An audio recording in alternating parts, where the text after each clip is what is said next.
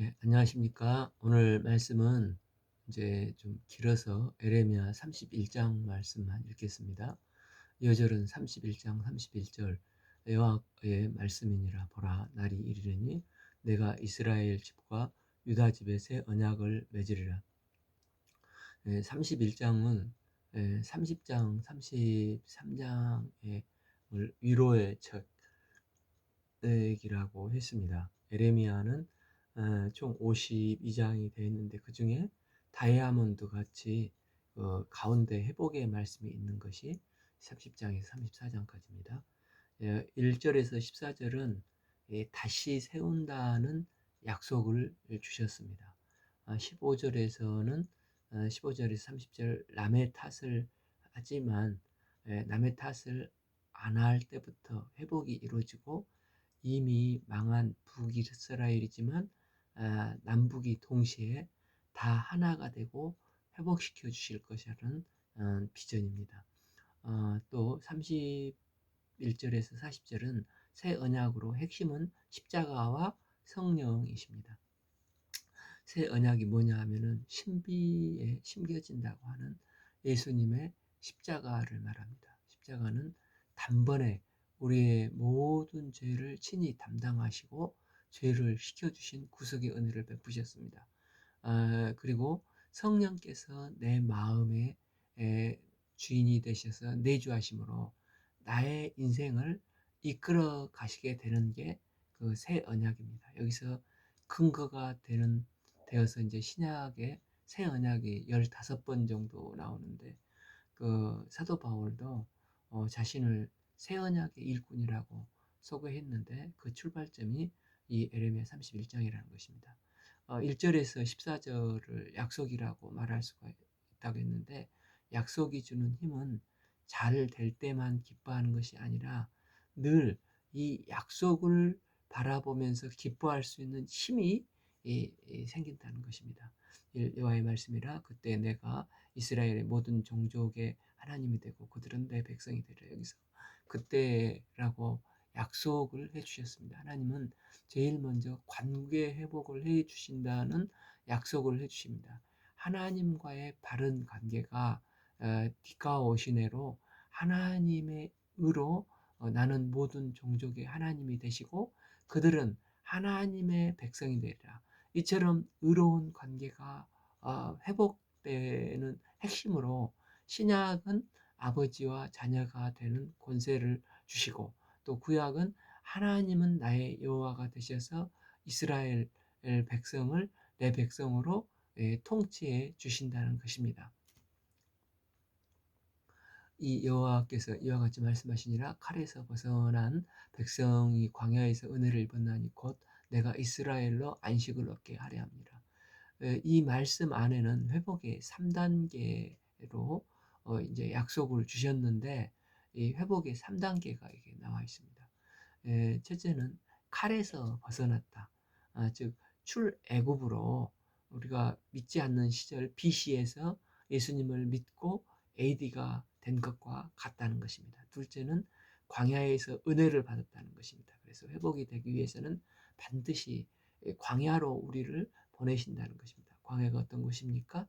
있음과 없음이 확연한 곳입니다. 광야에는 먹을 것, 마실 것도 없지만 사람의 시선이 없기 때문에 사람들의 그 인정을 받을 수가 없습니다. 때문에 사람들이 어떻게 할까 하는 두려움이 없는 곳이기도 합니다. 사람들과 관계가 다 끊어져 버리고 있는 것은 이 광야에 말씀이 있고 하나님의 은혜가 있는 곳입니다.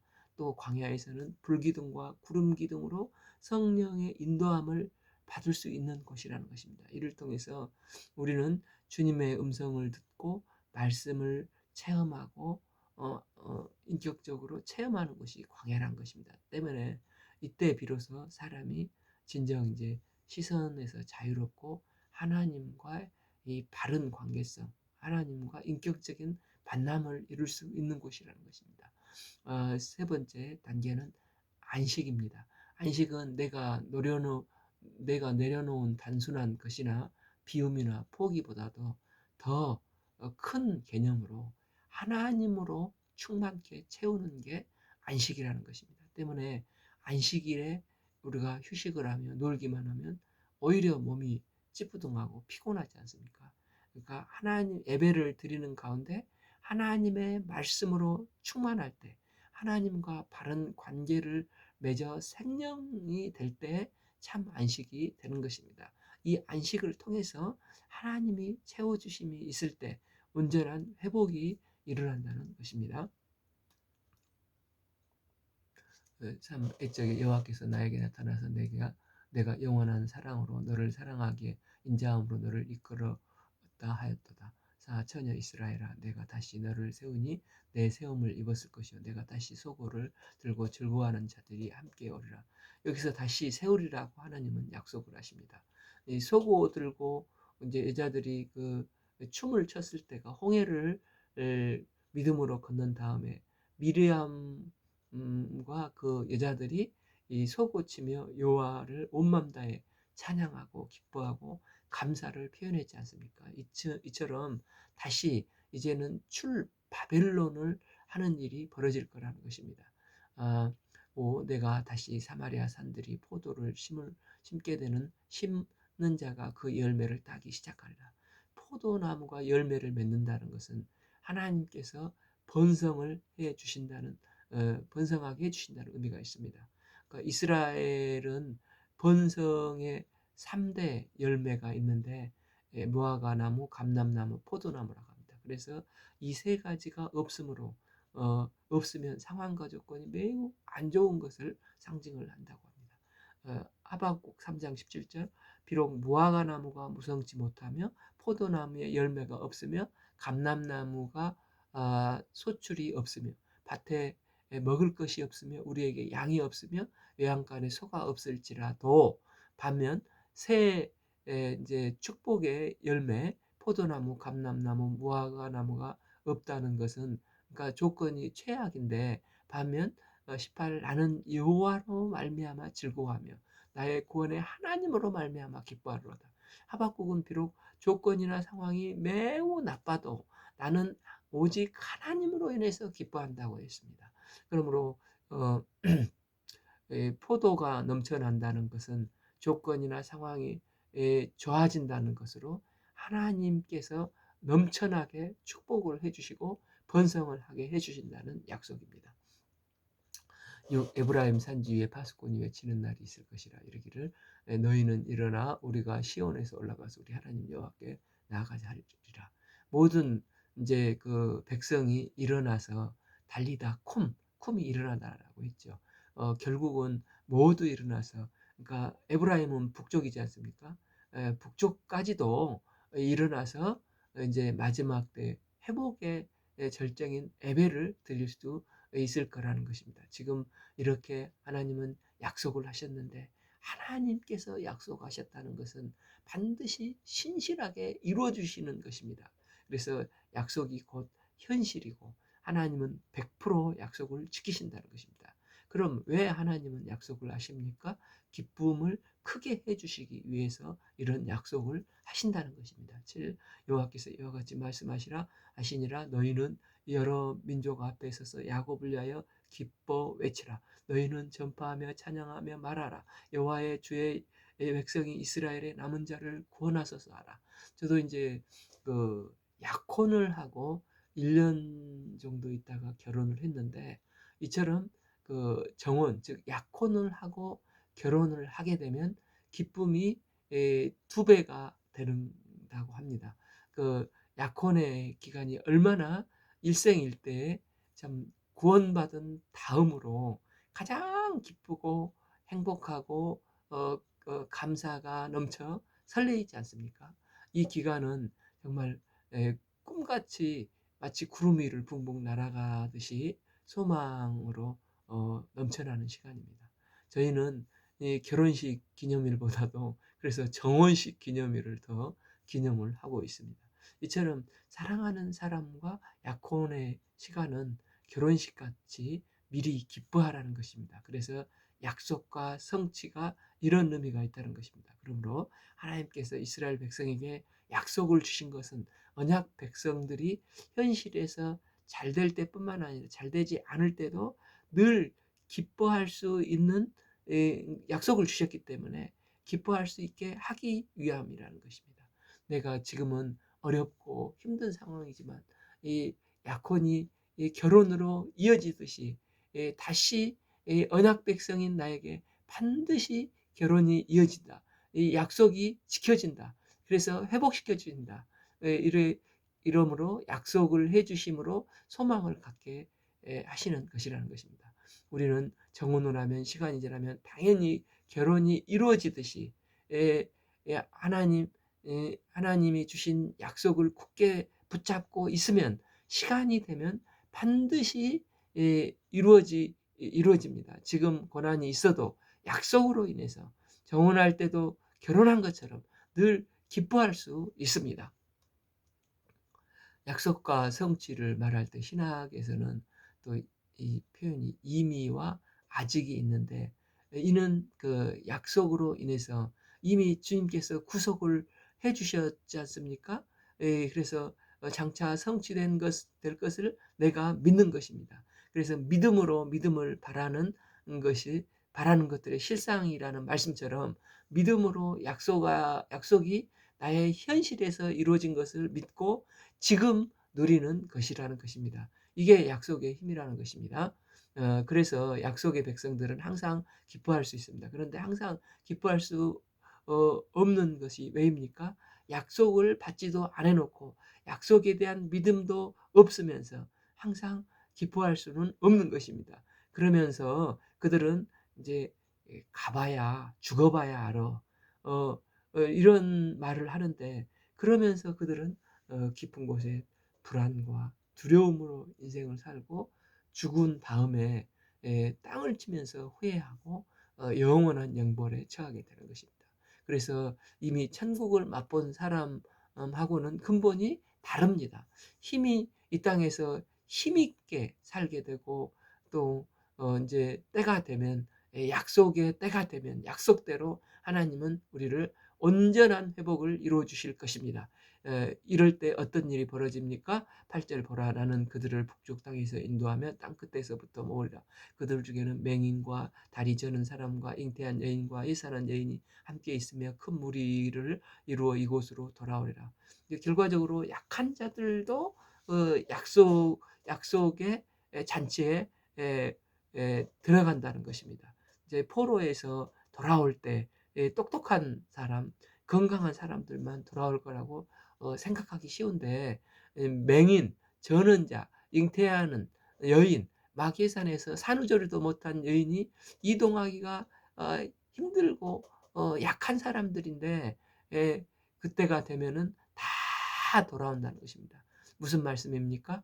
구원의 넉넉함, 즉 모든 사람이 믿기만 하면 구원을 받는다고 말씀을 하고 있는 것하고 같습니다. 그들이 울며 돌아오리니 나는 인도함을 받고 간구할 때 내가 그들을 넘어지지 않고 물 있는 계곡에 곧은 길로 가게 하리라. 나는 이스라엘의 아버지요 에브라임은 나의 장자니라. 이방인들이여 너희는 여호와의 말씀을 듣고 먼 섬에서 전파하여 이르기를 이스라엘의 흩으신 이가 그를 모으시고 목자가 그 양떼에게 행함같이 그를 지키시리로다. 이제 다 구원받는다는 것입니다. 또한 그 압도적으로 강한 자를 물리치고 돌아오게 하신다는 것입니다. 이제 싸워서 이겨서 돌아오는 게 아니라 전능하신 하나님의 크신 팔로 우리를 안으셔서 이제 그 출애굽기 전에 바로가 끈질기게 막그 10번 했는데도 또 11번째 홍해로 쫓아오지 않습니까? 그래서 모세가 믿음으로 악착같이 홍해를 가르지 않습니까? 그래서 그들은 바로는 수장이 되었습니다. 이처럼 바로가 끈질기게 반항한다 할지라도 하나님이 도우셔서 출애굽의 은혜를 베풀어 주셨듯이 하나님 믿기만 하면은 다 돌아오게 하신다는 것입니다. 10일 여호와께서 야곱을 구원하시되 그들보다 강한 자의 손에서 성령하셨으니 12 그들이 와서 시온의 높은 곳에서 찬송하며 여호와의 복 곧 곡식과 새 포도주와 기름과 어린 양떼와 솥대를 얻고 크게 기뻐하리라. 그 심령에 물된 동산 같겠고 다시는 근심이 없으리라 할지니라. 13 그때 처녀는 춤추며 즐거워하겠고 청년과 노인은 함께 즐거워하며 내가 그들의 슬픔을 돌려서 즐겁게 하며 그들을 위로하여 그들의 근심으로부터 기쁨을 얻게 할 것이라.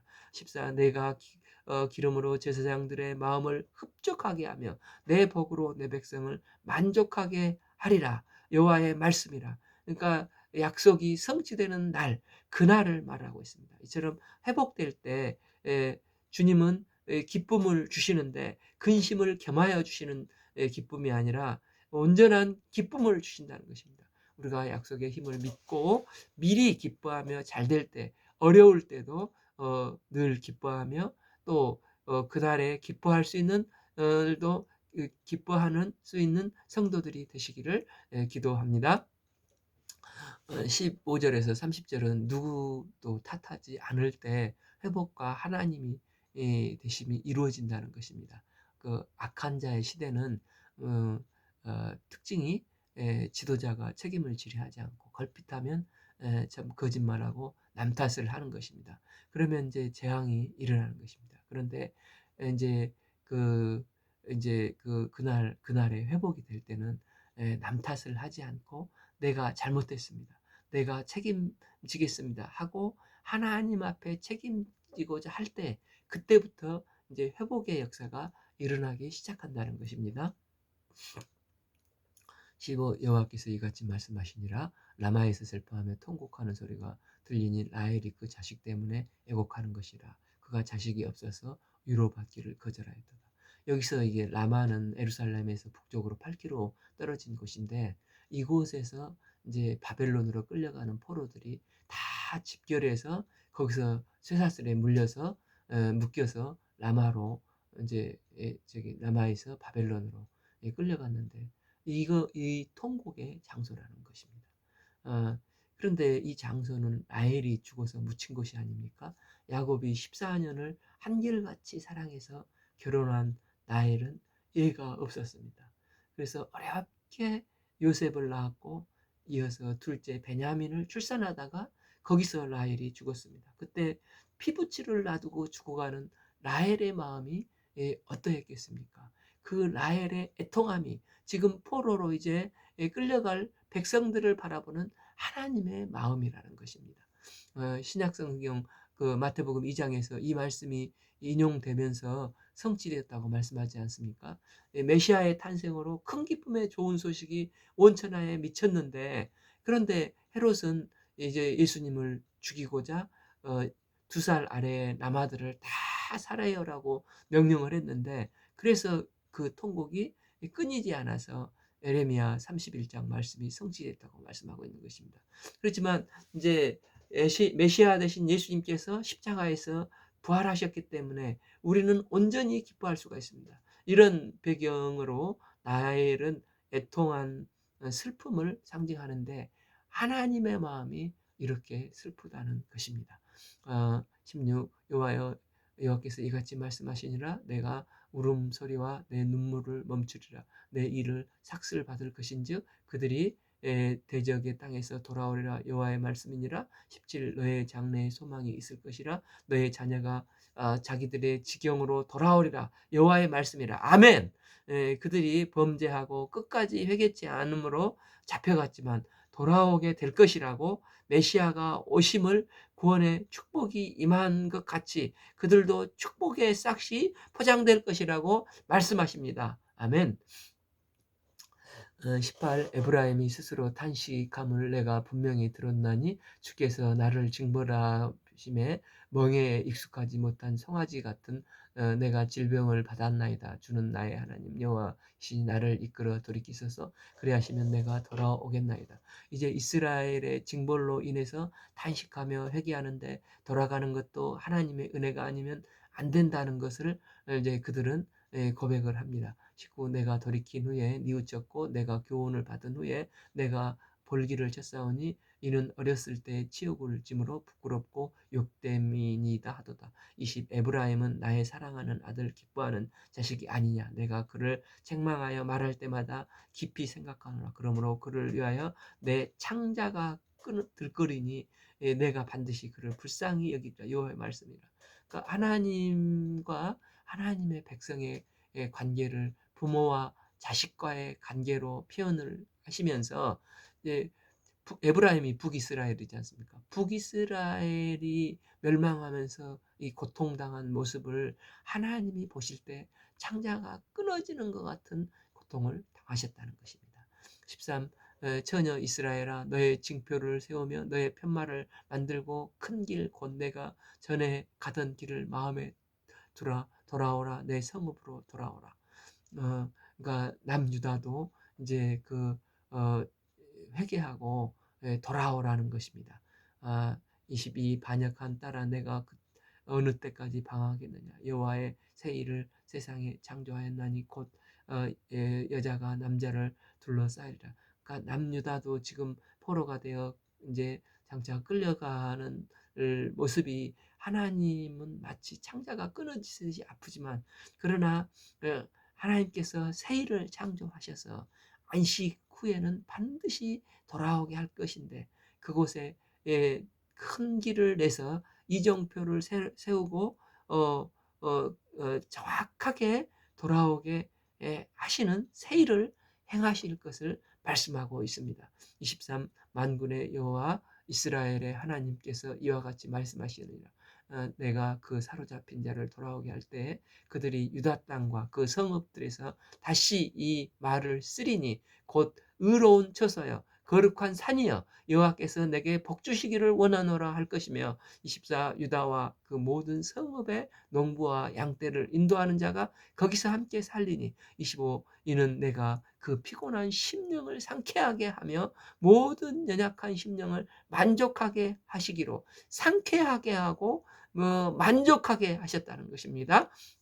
26 내가 깨어보니 내 잠이 달았더라.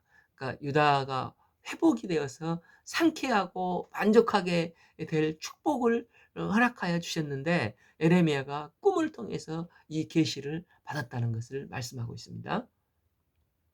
27 여호와의 말씀이라 보라 내가 사람의 씨와 짐승의 씨를 이스라엘 집과 유다 집에 뿌릴 날이 이르리라. 28 깨어서 그들을 뿌리며 뽑으며 무너뜨리며 전복하고 멸망시키고 괴롭게 하였던 것 같이 내가 깨어서 그들을 세우며 심고 이제 건설하는데 여호와께서 이렇게 말씀하십니다.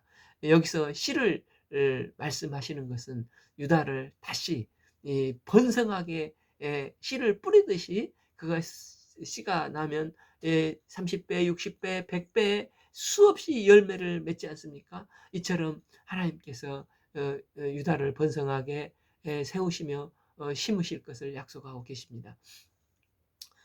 29 그때 그들이 말하기를 다시는 아버지가 신 포도를 먹으며 아들들이 이가 시다 하지 아니하겠고 30 신 포도주를 먹는 자마다 그의 이가 신 것 같이 누구나 자기의 죄악으로 말미암아 죽으리라.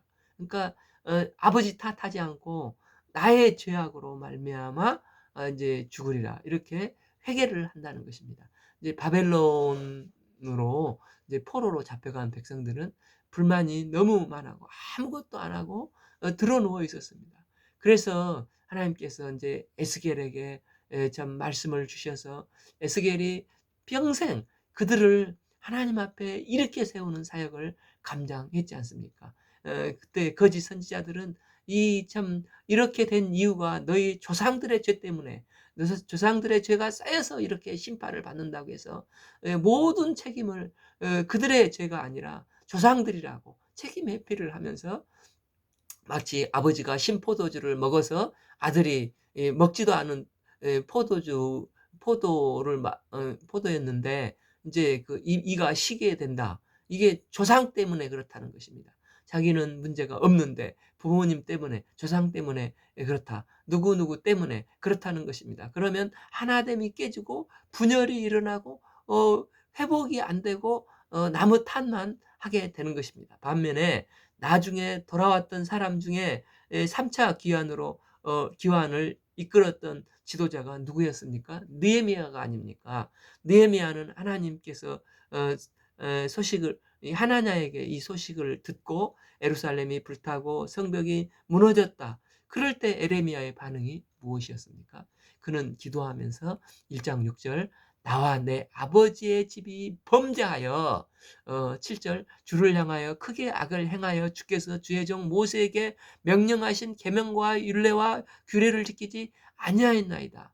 그러니까 느헤미야는 거기서 떠나온 지 심히 오래됐고 또 아버지도 이미 이곳에 끌려와 있는데 이런 기도를 드리고 있는 것입니다. 그는 내 탓이고 내 책임입니다. 하나님께서 이런 기도를 가지고 나올 때부터 회복의 역사를 시작하신다는 것입니다. 그래서 참 느헤미야서가 얼마나 은혜롭게 진행이 됩니까? 예, 내 탓입니다. 내가 범죄했습니다. 하고 금식하며 기도하고 나가면 하나님께서는 그때부터 회복의 역사를 이루어 주시기 시작한다는 것입니다. 그래서 자신만이 회복될 뿐만 아니라 BC 722년에 이미 망해버렸던 북이스라엘이 회복이 되고 지금 이제 망하게 될 남쪽 유다도 회복될 것이라는 것입니다. 그래서 북이스라엘과 남유다가 하나됨을 이루고 언제 이룹니까? 누구도 탓하지 않겠다고 다짐하는 그 순간부터 이 역사가 이루어지기 시작한다는 것입니다. 우리도 마찬가지로 원망과 탓함이 있어서 아내 때문에, 남편 때문에, 누나 때문에, 또 부모님 때문에 하면 분열이 이루어지기 쉬운데 그러나 이 원망 불평이 끝나는 순간 하나 되는 축복이 임하게 되는 것입니다. 우리가 하나님 앞에서 다시는 누굴 탓하지 않는 인생이 되어서 주께서 세우시고 심은 은혜의 역사를 체험하는 믿음의 종들이 되기를 기도합니다. 또한 이런 믿음이 있을 때 하나님은 반드시 이루어 주실 것을 믿습니다. 30절에 31절에서 40절은 이제 새 언약입니다. 30일 여호와의 말씀이라 보라 날이 이르니 내가 이스라엘 집과 유다 집에서 새 언약을 맺으리라. 이 새 언약은 성령과 십자가를 말합니다. 출애굽기 19장에 참 시내산에서 주신 돌판에 참 새긴 시내산 언약이었습니다. 시내산 언약은 하나님도 지키고 이스라엘도 지켜야 합니다. 그런데 이 언약을 인간이 일방적으로 파기하고 지키지 않았습니다. 이스라엘 백성이 참 불순종함으로 말미암아 일방적으로 파기한 것입니다. 그래서 하나님은 이들과 새 언약을 다시 맺고자 하십니다. 그럼 이 새 언약과 옛 언약의 차이점이 무엇입니까? 옛 언약은 한쪽에서 어기면 파기가 되는 것입니다. 그런데 이 새 언약은 한쪽에서 아무리 어겨도 파기가 되지 않는 일방적인 은혜의 언약입니다. 새 언약의 내용이 무엇입니까? 32절 이 언약은 내가 그들의 조상들의 손을 잡고 애굽 땅에서 인도하여 내던 날에 맺었던 것과 같이 아니할 것은 내가 그들의 남편이 되었도다. 그들이 내 언약을 깨뜨렸음이라 여호와의 말씀이라 13 그러나 33 그러나 그날 후에 내가 이스라엘 집과 맺을 언약은 이러하니 곧 내가 나의 법을 그들의 속에 두며 그들의 마음에 기록하여 나는 그들의 하나님이 되고 그들은 내 백성이 될 것이라 여호와의 말씀이니라. 그러니까 참 옛 언약은 돌판에 새기지만 그러나 새 언약은 마음판에 기록된 것입니다. 그러니까 그날 후에는 메시아 되시는 예수님께서 이 땅에 오신 이유를 말합니다. 그러니까 새 언약의 내용은 바로 이 예수님이 되는 것입니다. 이제는 하나님 돌판에 새겨진 행동을 규제하는 율법을 기초로 한 언약이 아니라 이제는 예수님 자신을 주시는 일방적인 은혜의 언약이 바로 새 언약이 되는 것입니다. 하나님은 독생자 예수님을 이 땅에 보내주시고 십자가에 죽기까지 내주심으로 어, 우리에게 모든 것을 주셨습니다.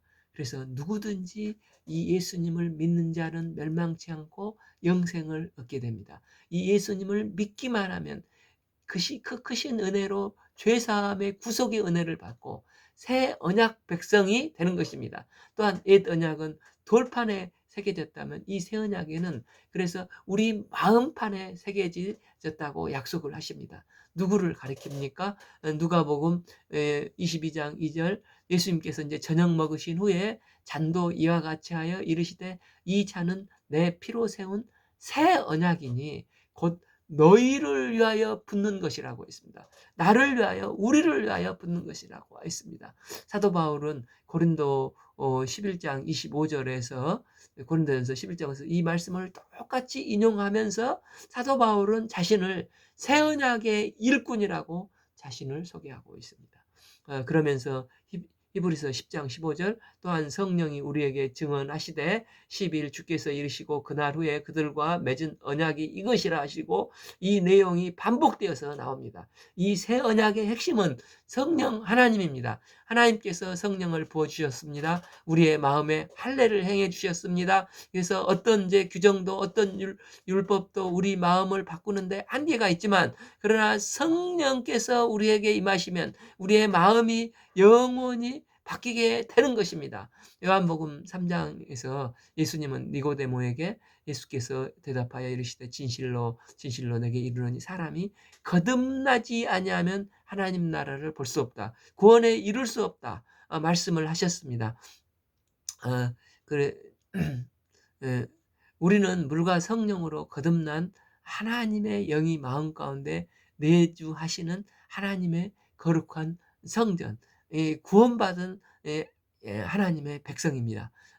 34 그들이 다시는 각기 이웃과 형제를 가리켜 이르기를 너는 여호와를 알라 하지 아니하리라. 이는 작은 자로부터 큰 자까지 다 나를 알기 때문에 내가 그들의 악행을 하시고 다시는 그 죄를 기억하지 아니하리라. 여호와의 말씀이라. 그러니까 여호와께서는 다시는 예수님의 보혈의 피로 좀 깨끗이 죄 없다 하심으로 우리의 죄를 다시는 기억하지 않고 도말하셨다는 것입니다. 때문에 우리는 더 이상 자기 노력으로 힘으로 애써서 율법을 지키기 위해서 구원에 이르려고 하는 게 아니라 성령 충만함을 받고 그분의 인도함을 받으면 된다는 것입니다. 이러할 때 성령께서 우리를 하나님에 대해서, 의에 대해서, 죄에 대해서, 심판에 대해서 깨닫게 하시고 예수님의 십자가의 사랑을 깨닫게 해주십니다. 그래서 우리의 마음판에 새겨진 하나님의 영이 그때마다 우리가 어떤 말씀이 필요한지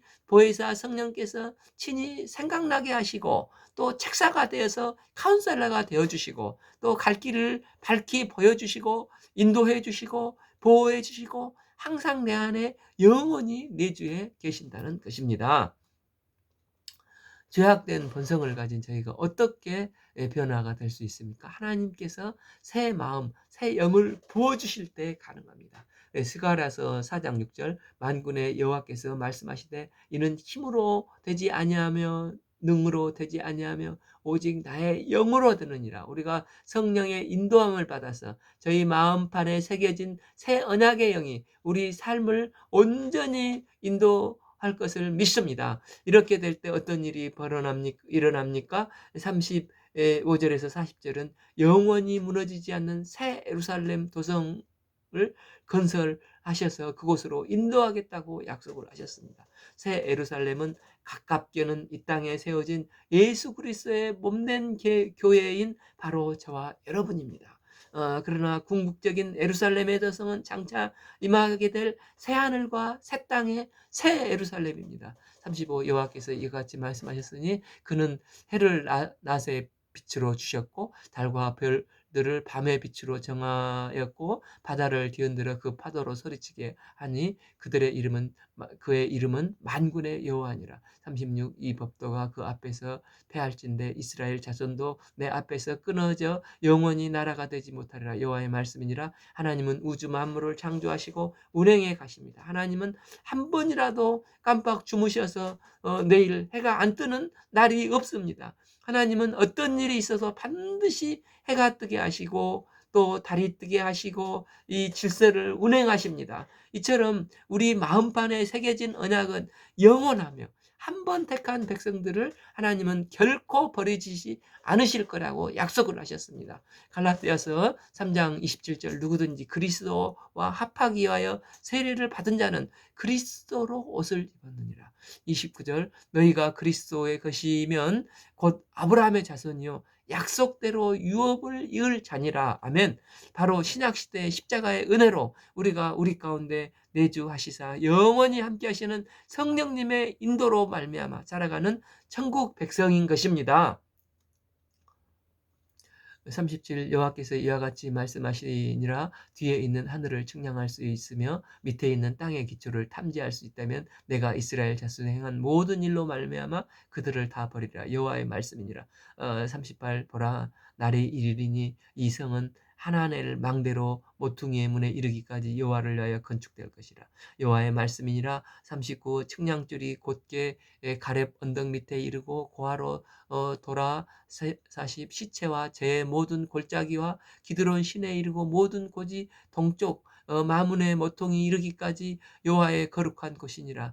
영원히 다시는 뽑거나 전복하지 못하리라. 그러니까 새 예루살렘 성벽이 완벽하게 재건될 것을 말씀하고 있습니다. 심지어 그 시체가 제가 있는 그 흰논 골짜기까지도 다 다시 회복될 것을 말씀하십니다.